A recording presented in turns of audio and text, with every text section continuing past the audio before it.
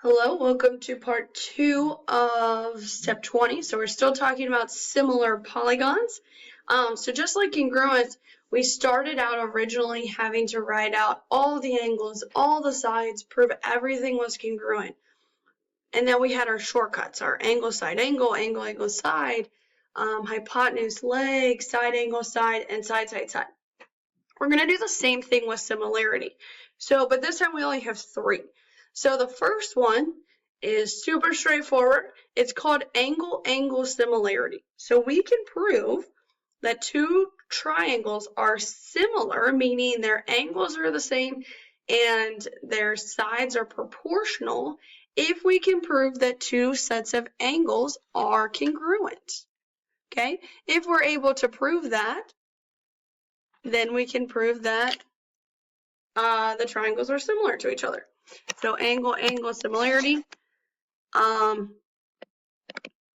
2 angles are congruent. Oh, that's a bad congruence. Okay. There we go.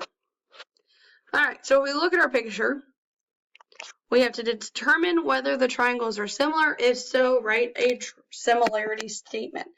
So if we look, we can see that L and M are both 57. So that's one measure of angle. I guess I should say just angle L is congruent to angle M because they have the same measurement. Okay, so we have that one. Then we can see, okay, J is 48, P is 75. We don't know K, we don't know Q. So let's see if we can find K. We have 2 angles of a triangle. We can always find the third because we can see what's left of our 180. So if we did 180 minus our 48 and our 57, we would get 75. So now K is 75, which helps us out because we need another set of angles. So this shows that angle K is congruent to angle P because they're both 75. Then from here, we can say that our triangles are similar. We can say LJK. So I went from 57 to 48 to 75, so we can assume that Q is 48. So 50, oh, oops, wrote that wrong. This should be similar. 57 would be M, then our 48 for J would be Q, and then P. And we could say by angle similarity. Okay, if you wanted to find Q and prove that Q and J are the same, that's fine. You just need to prove that 2 are similar, congruent, sorry. And then just make sure you have this little squiggly so that you're proving by angle similarity and not angle congruence. If we just take a look at the next one, we could do a couple different things here. One thing, hopefully, that might jump out to you is a set of vertical angles right here. Okay, so we could say that angle RSX is congruent to angle WST because we have vertical angles. Hopefully something else stands out to you, and if it doesn't, that's okay. Notice we have these set of parallel lines. When we have parallel lines and then they're cut by this transversal, we form a Z. So the angles that get caught in the pockets of the Z, you could say X or T, X and T, is congruent. They're congruent to each other because these are alternate interior angles. We've listed that 2 angles are congruent. So we can say triangle, let's say RSX.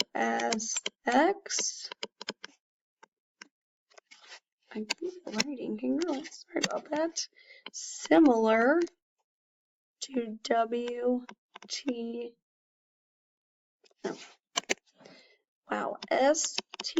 by angle similarity.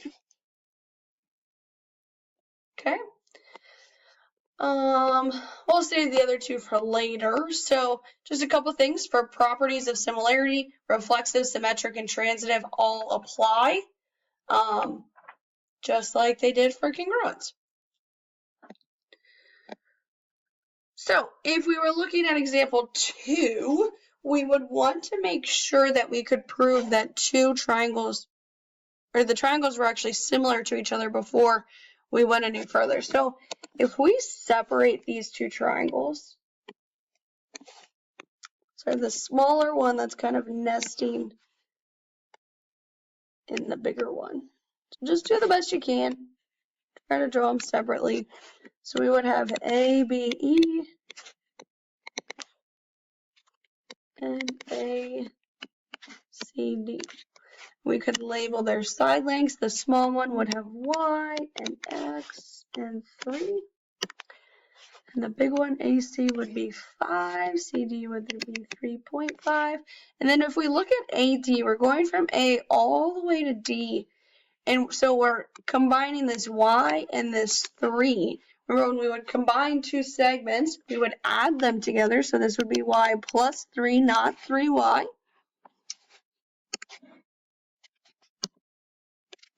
So let's reiterate why these are congruent. So both share angle A. So that would be reflexive. And then we have this set, this set of parallel lines, okay? And we could mark one of two sets of angles. We could say this angle here is congruent to this angle here, and those are called corresponding angles.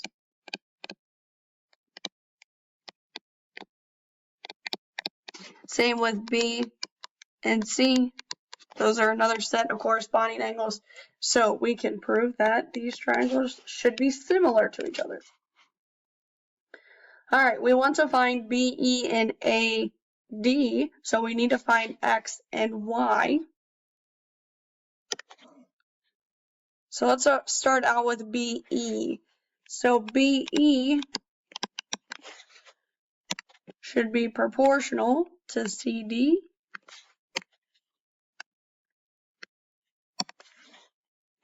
AB should go with AC.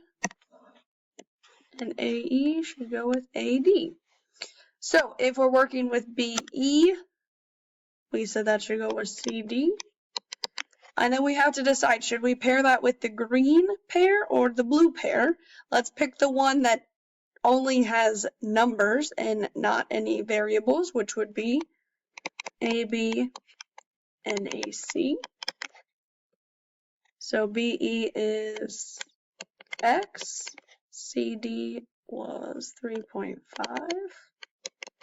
AB was 3, and AC was 5. Once we have our proportions set up, we can just cross multiply. So 5x and 3 times 3.5 is 10.5 divided by 5. X should give us about 2.1.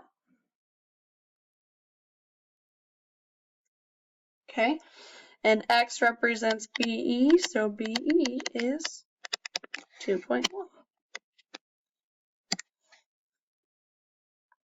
Okay, next we still need to find our length of AD, so we're definitely going to use AD, and that goes with AE. Then we're going to stick with our pair that just gave us values and no variables. So I said AD, so I should say AC over AB. AD is Y plus 3, AE is Y, AC is 5, and AB is 3. Okay, then we're going to cross multiply. Remember, you have to do 3 times all of Y plus 3. So this would be 3Y plus 9. Subtract 3Y from both sides. 9 equals 2y, divide by 2, divide by 2. Y would give us 4.5. So we found BE, we need to find AD. AD was y plus 3, so 4.5 plus 3. So AD is 7.5.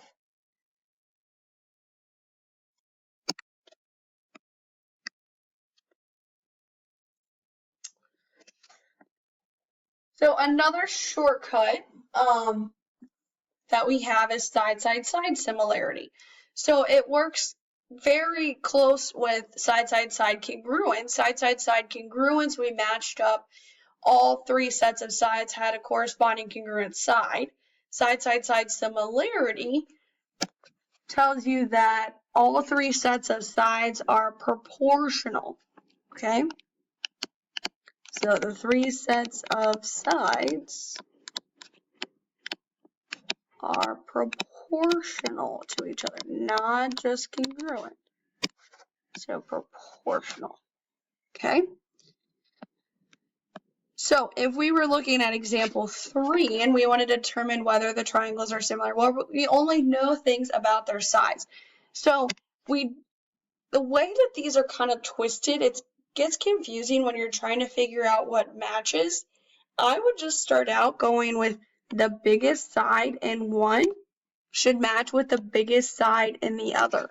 So if we said PR, we should say SR. So 8 over 20. The biggest should go with the biggest, then the medium with the medium, smallest with the smallest. So 8 over 20, well, we could take it a 4, so 2 over 5. Following the same sort of pattern, the next smallest would be 6 and 15. So we're going to compare PQ with ST. So we have 6 over 15. I could factor out a 3. So 2 over 5 again. So we're on the right track. If these did not match, then we could stop here and say, okay, well, 2 of them don't have the same scale factor, so we're done. Then we could take the smallest ones. And what would that be? QR over TR. So 5 over 12.5. But you may need to put this in your calculator. But just to save a smidgen of time, I believe it's 2/4. I think this one works out. So because they all have the same scale factor, we can prove that they're similar.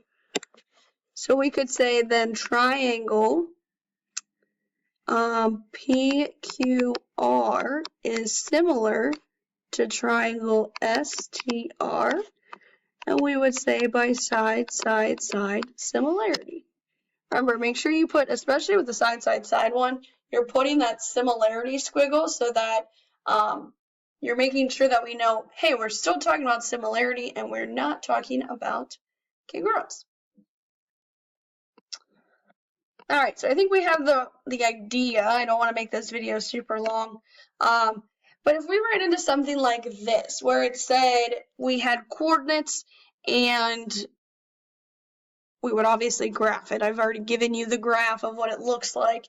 And they look like they're pretty much the same shape. We don't have anything that's the same angle, so we couldn't prove angle.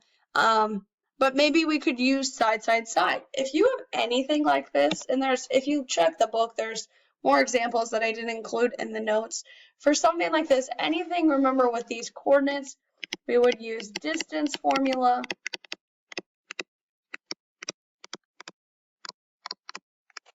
To find the side lengths. And then we would, once we have all the side lengths, compare to prove a shortcut. we're not going to do this one. They're very tedious, and if you have to leave the square root in there, it gets pretty complicated. So just remember that if you have coordinates on the test or quiz or on the state test, you're always going to use distance formula.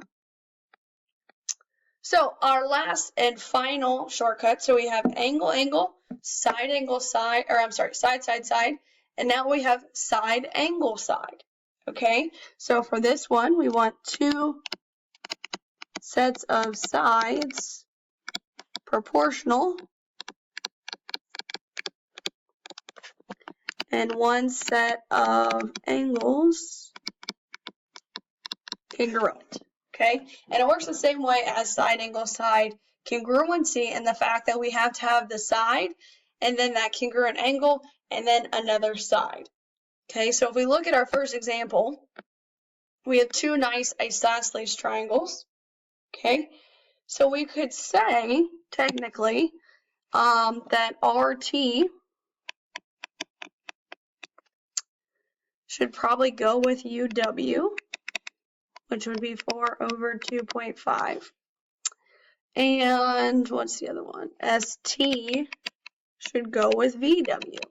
So again, 4 over 2.5. We could simplify these, but it really doesn't matter because they're the same values.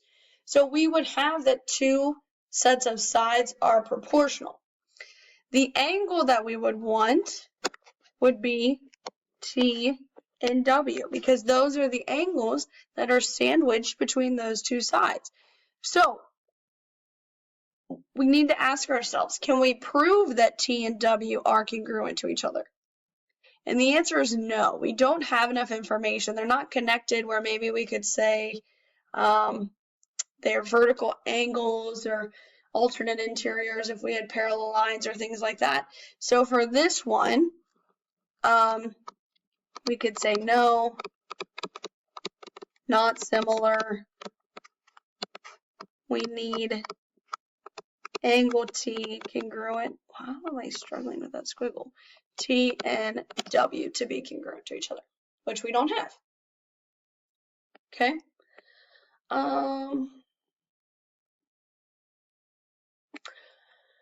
But if we looked at B, we'll do B real fast. If we looked at B, angle A would be congruent to itself. And we could say that this was reflexive. Okay. And unfortunately, we can't say that E and C go together and F and B go together because we don't have parallel lines. Okay. So this time we're going to compare the sides. So I could say AE should go with AC. AE is 8. AC is 12. Take a 4 out, so this would be 2 over 3. Same kind of idea. I could compare AF and AB. AF is 10. AB is 15. Divide by 5. Again, we have 2 over 3. So we've proven that we have a pair of corresponding angles are congruent. Pair of corresponding sides are proportional.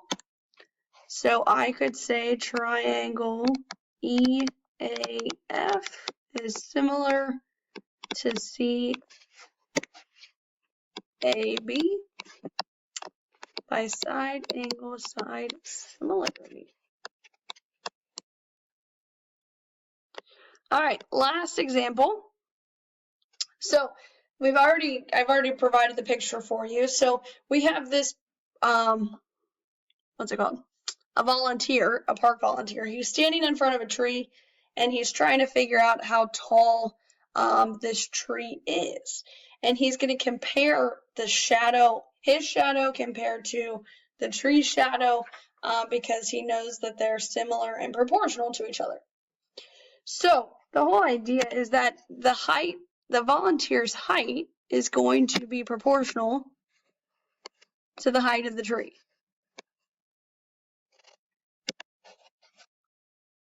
So I could say volunteer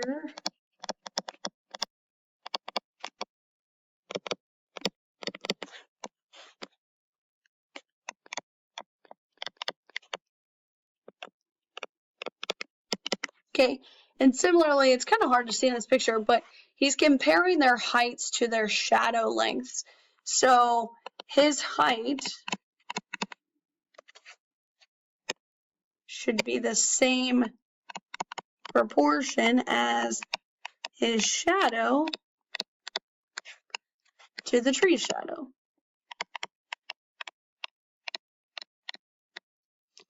Okay, so he is 5.75 feet tall, and the tree's height is just h.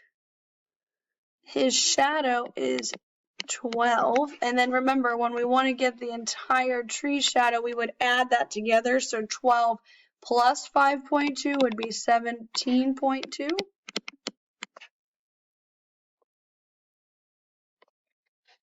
And then I cross multiply, so 12 times h. And then 5.75 times 17.2, which is 98.9. Divide by 12, divide by 12. So the tree's height is about, if we round it, 8.2 feet tall. And that would be our final answer. The last thing I have in the notes is a nice little diagram for you that puts all three similarity postulates together. Our angle, angle, side, side, side, side, angle, side, and it has it written out here what you need, but it's all kind of in one place instead of trying to scroll through the notes and find each one.